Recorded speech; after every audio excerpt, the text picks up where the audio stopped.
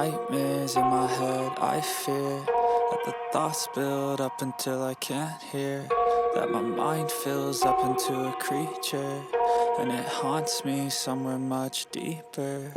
Anxiety, filling up every space, no privacy, and silently, it could build and build until you... Salam sejahtera Malaysia, denyut nadi suara rakyat bergema di channel ini. Akhirnya yang dinanti-nanti sudah pun diumumkan. Wahab Saman Hakim Ramli, Cikgu Bad Identity Mr. H terdedah jua akhirnya. 8 Disember.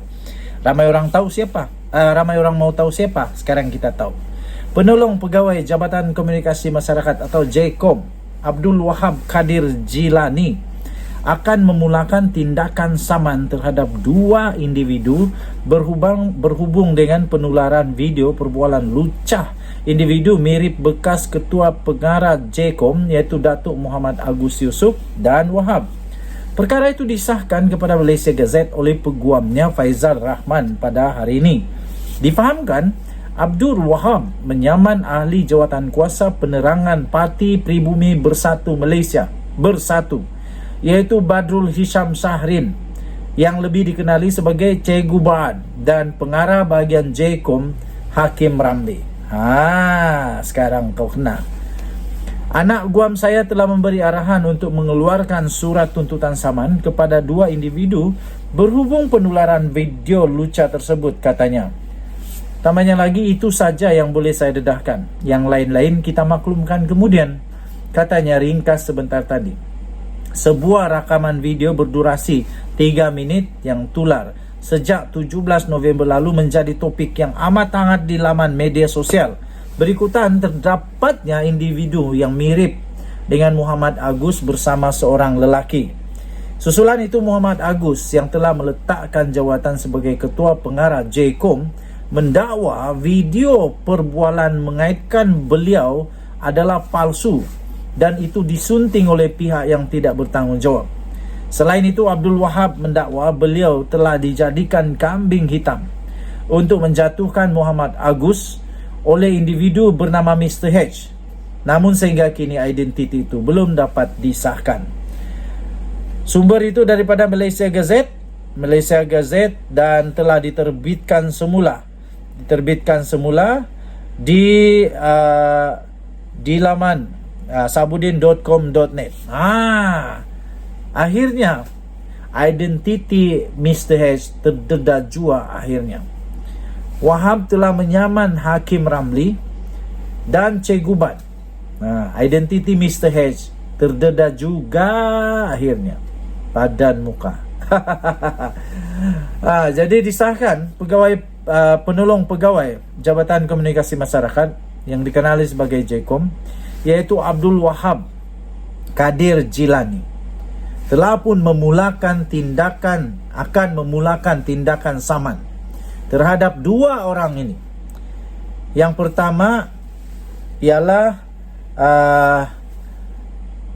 ahli jawatan kuasa penerangan Parti Pribumi Bersatu Malaysia Badrul Hisham Shahrin, dikenali sebagai Cikgu Bad. Dah habis-habis lah bersatu ni kena. Belum selesai satu lagi. Sekarang baru lagi Cikgu Bad yang famous tu sekarang kena saman. Nanti kalau sudah masuk mahkamah, kalau menang tidak apa, kalau kalah rasakan. Kemudian seorang lagi ialah pengarah bahagian JKOM iaitu Hakim Ramli. Kenapa? Kerana anak guam saya telah memberi arahan, katanya, untuk mengeluarkan surat tuntutan saman kepada 2 individu yang sebut tadi itu berhubung penularan video lucah. Itu saja yang saya boleh dedahkan, katanya. Yang lain-lain nanti kita maklumkan kemudian. Dia kata begitu. Okey, jadi tuan-tuan dan puan-puan yang dihormati sekalian, beliau Muhammad Agus yang meletak jawatan sebagai Ketua Pengarah JKOM mendakwa video perbualan mengaitkan beliau adalah palsu dan disunting pihak tidak bertanggungjawab. Nanti kita tengoklah siapa yang benar, siapa yang kantoi, siapa yang terciduk. Dan tadi suara rakyat bergema di channel ini. Bye-bye. Salam sejahtera Malaysia, denyut nadi suara rakyat bergema di channel ini. Pertama sekali saya ingin ucapkan tahniah kepada Perikatan Nasional yang sudah menang. Yang sudah menang di PRK Kemaman. Okey, walaupun begitu tiba-tiba ada lagi pula spekulasi kawan-kawan main-main. Diorang main-main lah. Diorang buat lawak jenaka.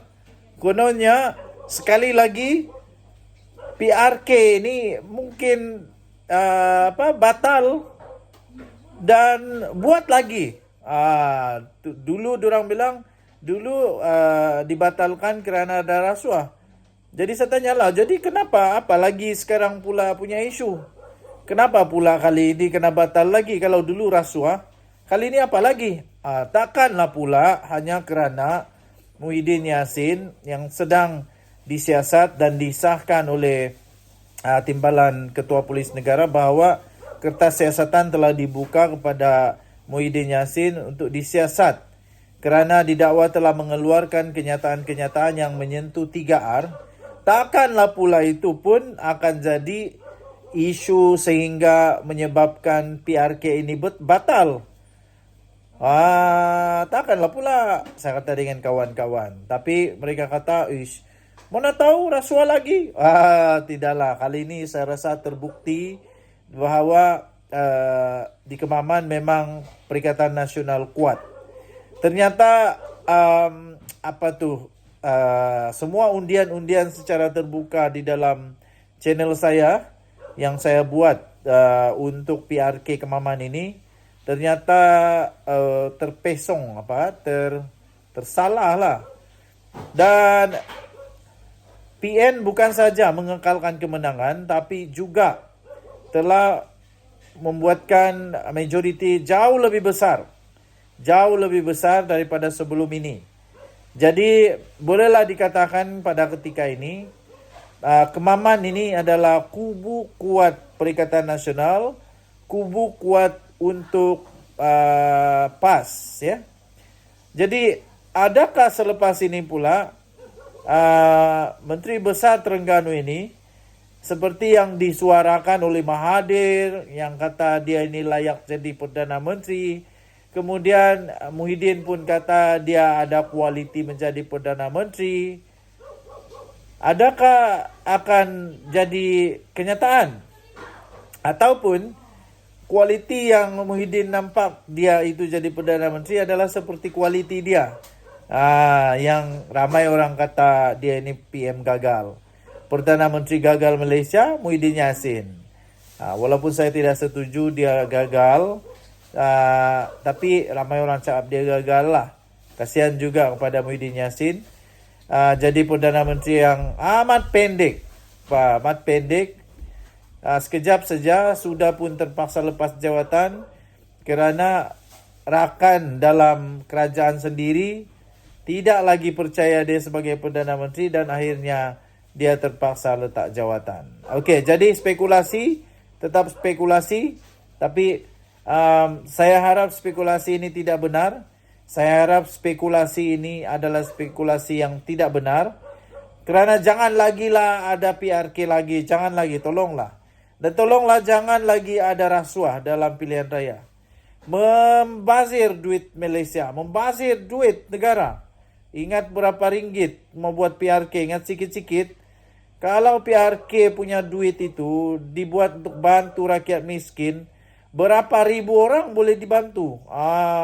Berapa ramai pelajar-pelajar miskin dapat dibantu. Jadi saya tolak spekulasi ini dan saya juga berharap semoga spekulasi ini tidak benar. Walaupun hanya main-main, lawak jenaka, melawak kawan-kawan buat joke sebenarnya, tapi walaupun joke, saya dengan serius menolak joke ini daripada berlaku kenyataan. Saya tidak setuju kalau ada lagi PRK. Saya tidak setuju kalau ada lagi. Dan harap-harap tiada lagi lah rasuah dari siapa-siapa lah. Tiada lagi rasuah. Hentikanlah rasuah. Kalau main dengan jujur. Kalau main politik yang baik. Jangan buat politik yang berdosa. Tiada guna menang kalau hanya rasuah. Tapi ini terbukti bukan rasuah, boleh menang. Tahniah diucapkan.